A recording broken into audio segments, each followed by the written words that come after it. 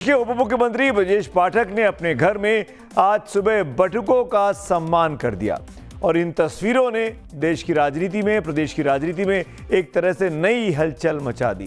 क्या ये खलबली है, इस पर आइए अब विस्तार से बात करते हैं। तो लखनऊ के अपने सरकारी निवास पर ब्रजेश पाठक ने बटुकों को बुलाया। बटुक मतलब बालक लोग, ब्रह्मचारी लोग, जो छोटे शिक्षक छात्र होते हैं, जो आगे जाके धर्म का काम करते हैं, उन बटुकों को बुलाया और यह निमंत्रण बटुकों की चोटी का सम्मान करने के लिए था।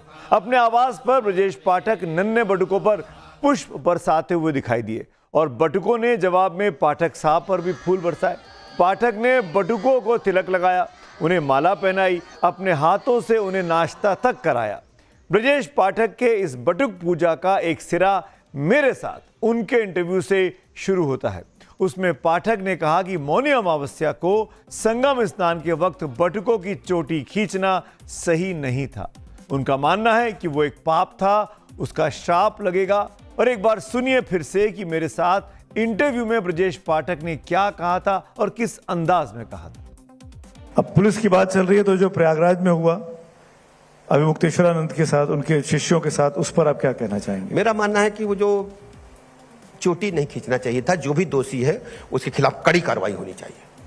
वो जो जिस तरह के वीडियो बने उसने नुकसान पहुंचाया, चोटी नहीं खींचना चाहिए। जिसने भी किया है, आपको बल का प्रयोग करना है तो लाठी लीजिए और आपको अन्य संसाधन मिले हैं। चोटी खींचना महाअपराध है और जिसने भी खींचा होगा, देखना कि कई बरस बाद भी उसको बहुत पाप पड़ेगा, बहुत पाप पड़ेगा। छोटे छोटे बच्चे थे, 14-15 साल पाप पड़ेगा। मैं कह रहा हूं पाप पड़ेगा जिन लोगों ने चोटी खींचा है। हम तो हिंदू मैथोलॉजी में भरोसा करते हैं और ये जान लो, खाता बही सब लिखा जा रहा है। जिन लोगों ने चोटी को ऐसे छुआ होगा उसको पाप पड़ेगा। नहीं, पाप तो जब उनके कर्मों का पड़ेगा, पर सरकार की तरफ से कार्रवाई भी नहीं हुई उस पर। एक भी पुलिस अधिकारी पर प्रयागराज, ये अलग विषय है, इस पर गंभीरता से विचार हो रहा, काम चल रहा है। आपको हम समय आने पर बताएंगे। ये बहुत इंपॉर्टेंट चीज है, ये समय आने पर बताएंगे सुमित जी। लेकिन ये पीड़ाजनक है। इसको किसी भी अबोध बालक का या किसी भी व्यक्ति का जो धार्मिक मान्यताओं के तहत अपनी चोटी रखे, उसको टच करना अपराध है। ये बातचीत 2 दिन पहले 17 फरवरी की है। मेरे साथ बातचीत में उन्होंने ये बात लखनऊ में कही थी। अब 1 महीने के बाद, करीब 1 महीने के बाद जाकर ब्रजेश पाठक उस पाप का प्रक्षालन करने लगे हैं। आखिर ये अंतरात्मा की शुद्धि है या इसमें राजनीति वाली बुद्धि भी काम कर रही है?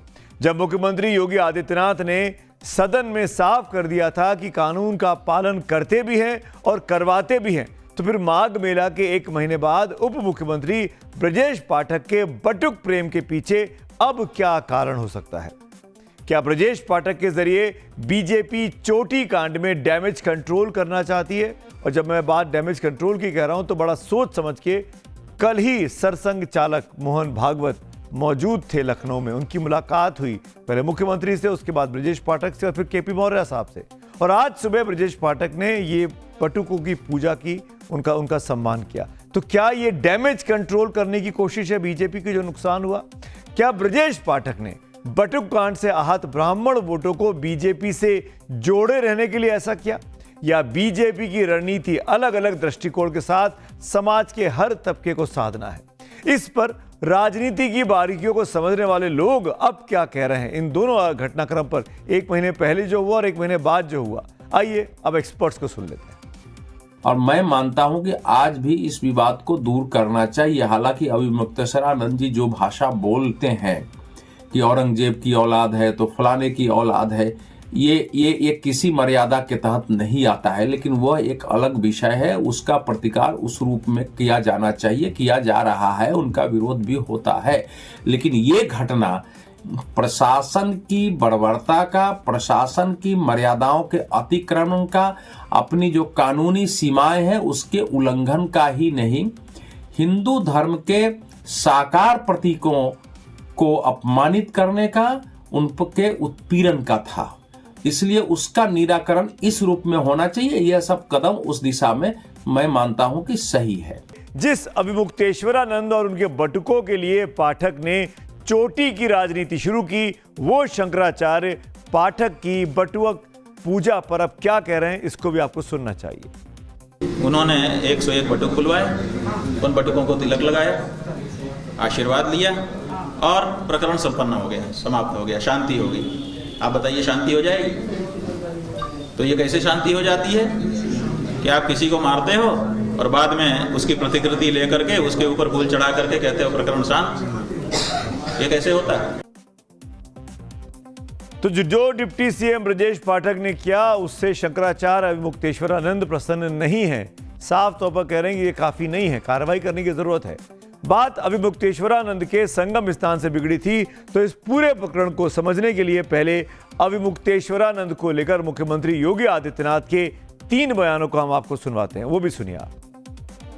कोई धर्म के खिलाफ आचरण करता है, क्योंकि ऐसे तमाम कालनेमी होंगे जो धर्म की आड़ में सनातन धर्म को कमजोर करने की साजिश रच रहे होंगे। हमें उनसे सावधान होना होगा, उनसे सतर्क रहना होगा। एक सिस्टम है, एक व्यवस्था है। भारत के सनातन धर्म की भी यही व्यवस्थाएं हैं।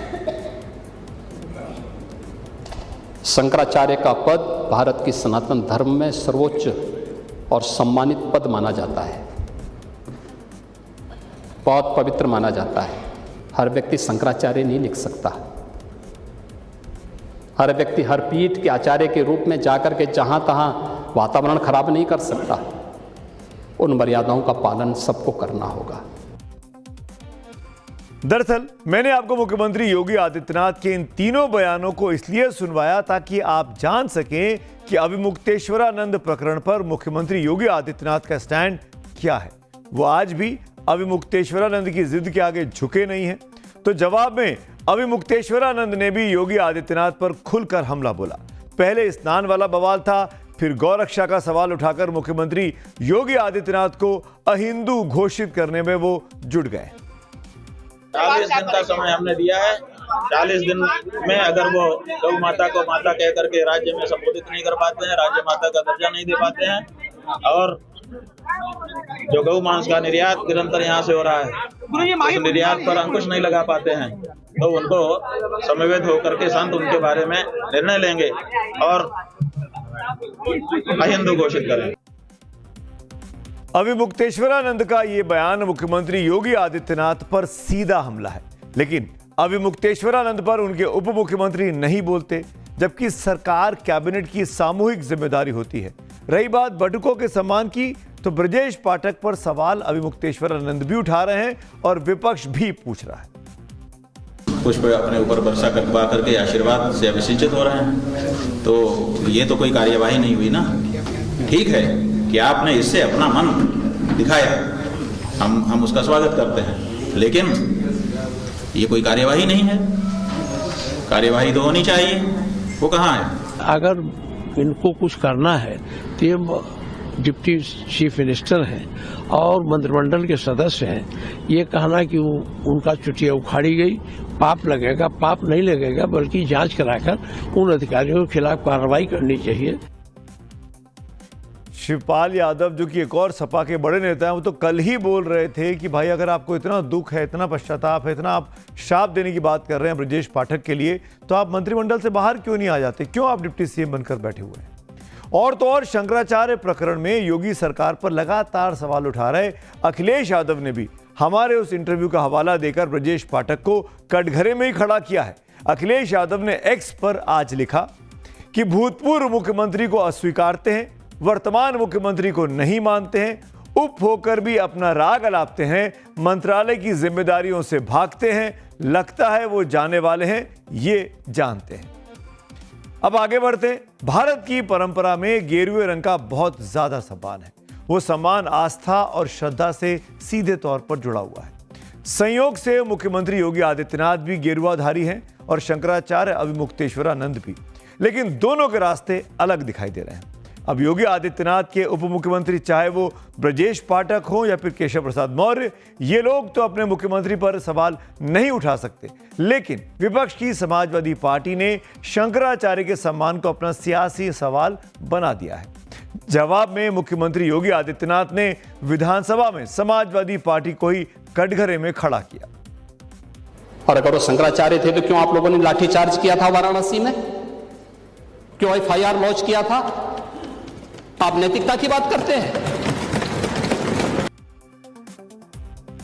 योगी पुरानी बात याद दिला रहे थे, जब अखिलेश यादव के कार्यकाल के दौरान जब वो मुख्यमंत्री थे तब अविमुक्तेश्वरानंद के ऊपर लाठीचार्ज हुआ था।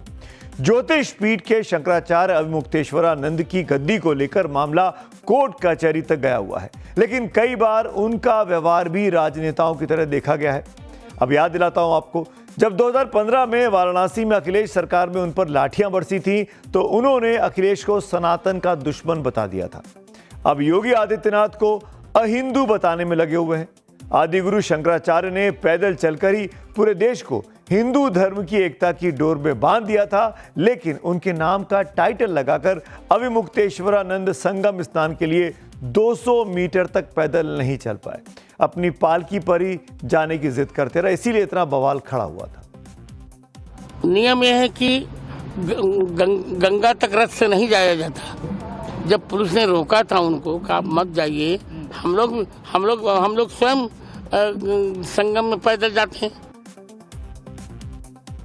यूपी में अगले साल चुनाव होने हैं और चुनाव के पहले हर व्यक्ति और हर पार्टी अपनी अपनी मजबूत स्थिति चाहता है और अपने अपने हिसाब से सियासी गोटियां खेल रहा है। ये पूरा प्रकरण जो माघ मेले में शुरू हुआ, जो आज यहां तक पहुंचा है, उसको आप चुनाव से जोड़कर जरूर देखिएगा, तब आपको तस्वीर साफ होती दिखाई देगी। For more of such videos, do like, share and subscribe to ET Now Swadesh.